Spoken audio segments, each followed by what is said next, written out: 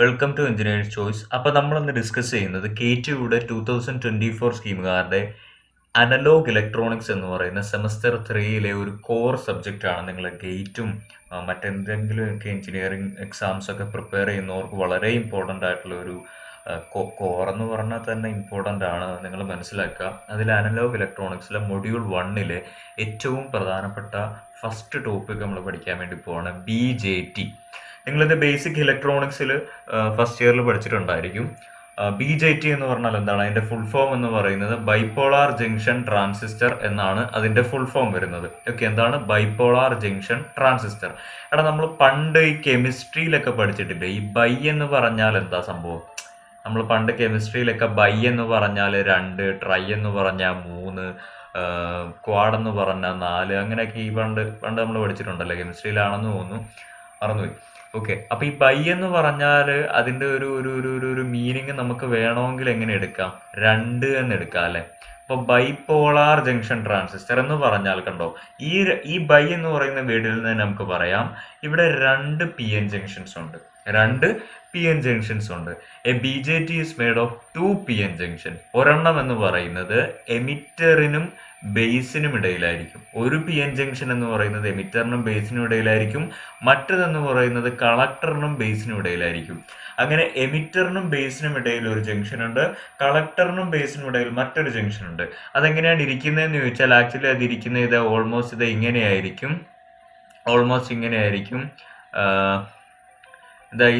ഇത് എമിറ്റർ ആണെന്ന് വിചാരിക്കൂ. ഇത് എമിറ്റർ ആണ്, ഇത് ബേസ് ആണ്, ഇത് കളക്ടർ ആണെന്ന് വിചാരിക്കും. ഇങ്ങനെയാണ് നമ്മൾ ഇതിനെ പറ്റിയിട്ടുള്ള ഫിഗർ ഒക്കെ നമുക്ക് നോക്കാം കേട്ടോ. ഇത് കണ്ടോ, അതായത് എമിറ്ററിനും ബേസിനും ഇടയിൽ ഇവിടെ ഒരു ജംഗ്ഷൻ വന്നിരിക്കുന്നുണ്ടോ? ഇതൊരു ജംഗ്ഷനാ. ഓക്കെ, കളക്ടറിനും ബേസിനും ഇടയിൽ മറ്റൊരു ജംഗ്ഷൻ വന്നിട്ടുണ്ടല്ലോ, വന്നു, ഇത് മറ്റൊരു ജംഗ്ഷൻ. അങ്ങനെ 2 ജംഗ്ഷൻസ്, 2 PN ജംഗ്ഷൻസ് കൂടുമ്പോഴായിരിക്കും ഒരു ബൈപോളാർ ജംഗ്ഷൻ ട്രാൻസിസ്റ്റർ ഉണ്ടാകുന്നത്. അതൊന്ന് എമിറ്ററിനും ബേസിനും ഇടയിലായിരിക്കും, മറ്റൊന്ന് എന്ന് പറയുന്നത് കളക്ടറിനും ബേസിനും ഇടയിലായിരിക്കും. ഇനി ബൈ എന്ന് പറയുന്ന വാക്കുകൊണ്ട് നമുക്ക് അടുത്തൊരു കാര്യം കൂടെ പറയാം. It uses both electrons and holes as charge carriers. ഇലക്ട്രോൺസിനെയും ഹോൾസിനെയും എന്ത് ചെയ്യുന്നുണ്ട്? ഇത് ചാർജ് കാരിയർ ആയിട്ട് യൂസ് ചെയ്യുന്നുണ്ട് എന്നുള്ളത് വളരെ ഇമ്പോർട്ടൻ്റ് ആയിട്ടുള്ള ഒരു കാര്യമാണ്. ഓക്കെ ആണല്ലോ? ഓക്കെ ആണ്.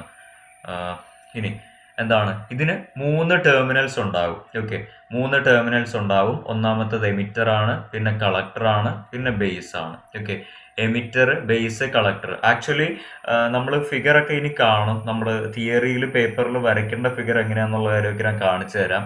അതും നമ്മുടെ ലാബിൽ നമുക്ക് കിട്ടുന്നതൊക്കെ ആയിട്ട് എൻ്റയർലി ഡിഫറെൻ്റ് ആയിരിക്കും. നമുക്ക് ലാബിൽ കിട്ടുന്നത് ഇങ്ങനത്തെ സംഭവമൊക്കെ ആയിരിക്കും കേട്ടോ. ഈ ഒരു കമ്പി എന്ന് പറയുന്നത് എന്താ പറയുക, എമിറ്റർ, മറ്റേതെന്ന് പറഞ്ഞാൽ ബേസ്, മറ്റേതെന്ന് പറഞ്ഞാൽ കളക്ടർ ആയിരിക്കും. അത് നമ്മളിത് ഇതുണ്ട്, ഇത് ബ്രെഡ് ബോർഡാണ് കേട്ടോ. ഈ സംഭവം, ഈ വൈറ്റ് കളറിലിരിക്കുന്ന ഈ സംഭവം കണ്ടോ, ഇത് ബ്രെഡ് ബോർഡാണ്. ഈ ബ്രെഡ് ബോർഡിൽ നമ്മളിങ്ങനെ കുത്തിയൊക്കെ വെക്കും. ലാബിൽ പോകുമ്പോൾ നിങ്ങൾക്ക് മനസ്സിലാവും. എന്നിട്ട് നമ്മൾ കണക്ഷൻ കൊടുക്കുകയൊക്കെയാണ് ചെയ്യുന്നത്. ഓക്കെ, ഇങ്ങനെയാണ് റിയൽ ലൈഫിൽ നമ്മുടെ സംഭവം ഇരിക്കുന്നത്. ഓക്കെ, ഈ സംഭവം എന്ന് പറയുന്നത് 2 ടൈപ്പാണ് മെയിനായിട്ടുള്ളത്. ഒന്ന് NPN-ഉം മറ്റത് PNP-യും ആണ്. അതെന്താണെന്നുള്ള കാര്യം നമുക്ക് ഡീറ്റെയിൽ ആയിട്ട് പറയാം. Emitter, base, collector. ഓക്കെ, ഈ ബേസ് എന്ന് പറയുന്നത് ആക്ച്വലി നമ്മൾ ഇങ്ങനെയാണ് ഫിഗർ വരച്ചത് എങ്കിലും ബേസ് എന്ന് പറയുന്നത് ഭയങ്കര നാരോ ആണ്. കളക്ടറാണ് ഏറ്റവും വലുത്. എമിറ്റർ, ഇവിടെ ഞാൻ എമിറ്റർ കുറച്ച് ചെറുതാക്കി വരച്ചല്ലേ. ആക്ച്വലി ഇങ്ങനെയല്ല ഫിഗർ വരേണ്ടത്. അത് ഞാൻ കാണിച്ചു തരാം എങ്ങനെയാണ്. അപ്പം മെയിനായിട്ട് ഇത്രയും പോയിന്റുകൾ മനസ്സിലാക്കുക. 2 PN ജംഗ്ഷൻസ് ഉണ്ട്, ഒന്ന് എമിറ്ററിനും ബേസിനും ഇടയിൽ, ഒന്ന് കളക്ടറിനും ബേസിനും ഇടയിൽ. ഇലക്ട്രോൺസിനെയും ഹോൾസിനെയും ചാർജ് കാരിയർ ആയിട്ട് യൂസ് ചെയ്യുന്നു. 3 ടെർമിനൽ ഉണ്ട്.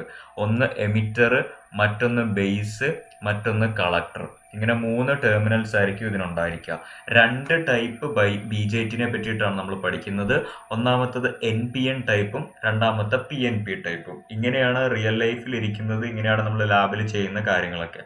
ഓക്കെ, അപ്പോൾ ഇനി അടുത്ത നമുക്ക് എന്താ നോക്കാനുള്ളത് നമുക്ക് നോക്കാം. കണ്ടോ, the internal construction of BJT, the emitter is heavily doped.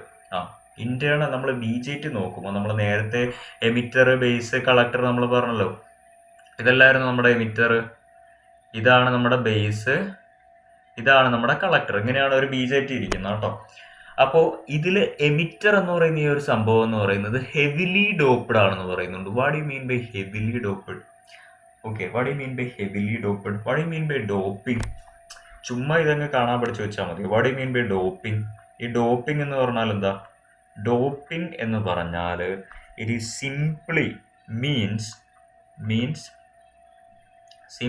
Means introducing impurity. നമ്മൾ എന്താണ്, നിങ്ങൾ ബേസിക് ഇലക്ട്രോണിക്സിലൊക്കെ പഠിച്ചിട്ടുണ്ടോ, അല്ലെങ്കിൽ +1 +2 എപ്പോഴൊക്കെ പഠിച്ചിട്ടുണ്ടായിരിക്കും.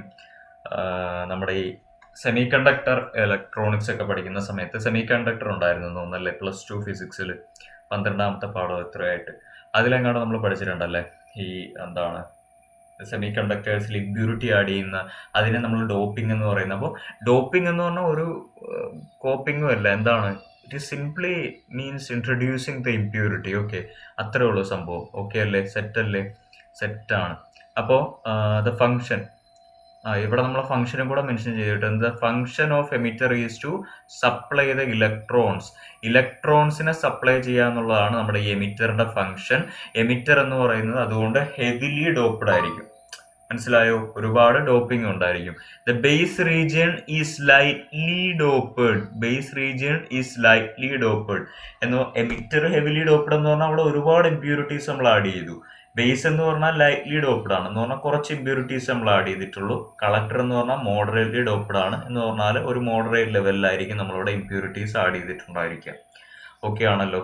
The doping concentration of collector region is between the emitter and base region. അത് നമുക്ക് മനസ്സിലായി. എമിറ്റർ നന്നായിട്ട് ഡോപ്പ് ചെയ്തിട്ടുണ്ട്, ബേസ് ലൈറ്റ്ലി ഡോപ്ഡ് ആണ്, കളക്ടർ മോഡറേറ്റ്ലി ഡോപ്ഡ് ആണ്. അതേ സംഭവം തന്നെയാണ് അവർ മറ്റൊരു സെന്റൻസ് ആക്കി അവിടെ എഴുതിയിരിക്കുന്നത്. അവരെല്ലാം the among which width of the 3 region. ഇതാണ് ഞാൻ നേരത്തെ നിങ്ങളോട് പറഞ്ഞ കാര്യം. Base region is much narrower than other 2 regions. അതായത് നമ്മൾ ഇങ്ങനെ ഒരു ഫിഗർ വരയ്ക്കുമ്പോൾ, ഇതാണ് ഒരു BJT എന്ന് പറയുന്നത്. BJT വരയ്ക്കുമ്പോൾ ബേസ് റീജിയൻ ആയിരിക്കണം എമിറ്ററിനെയും കളക്ടറിനേക്കാളും ചെറുത്.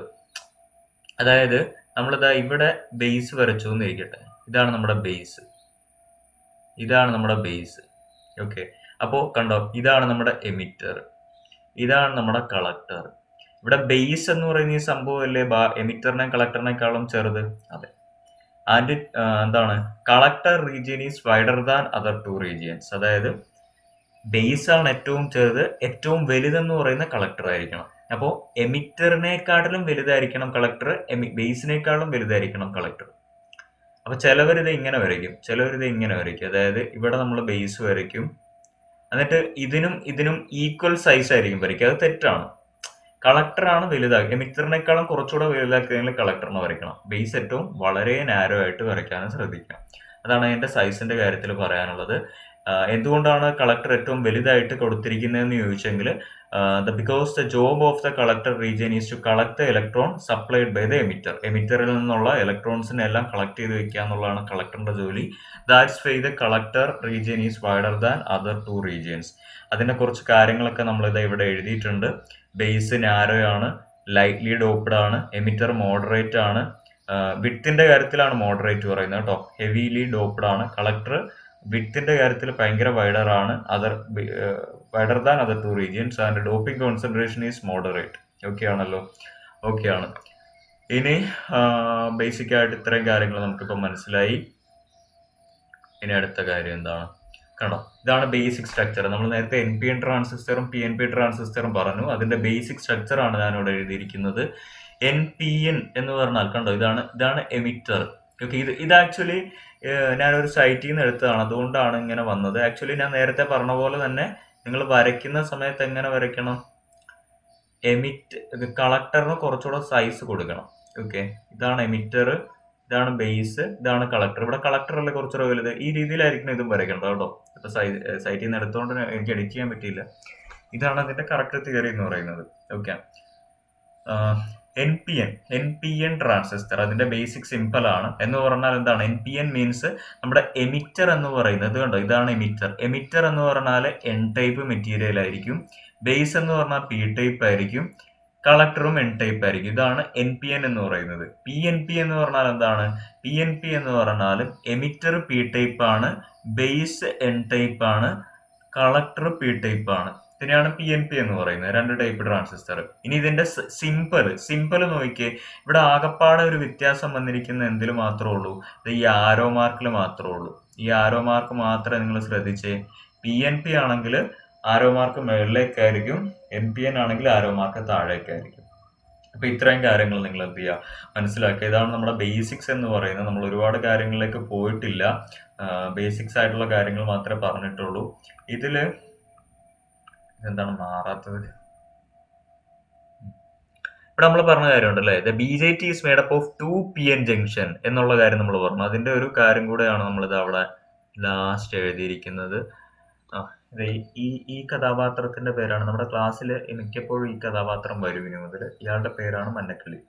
ഓക്കെ,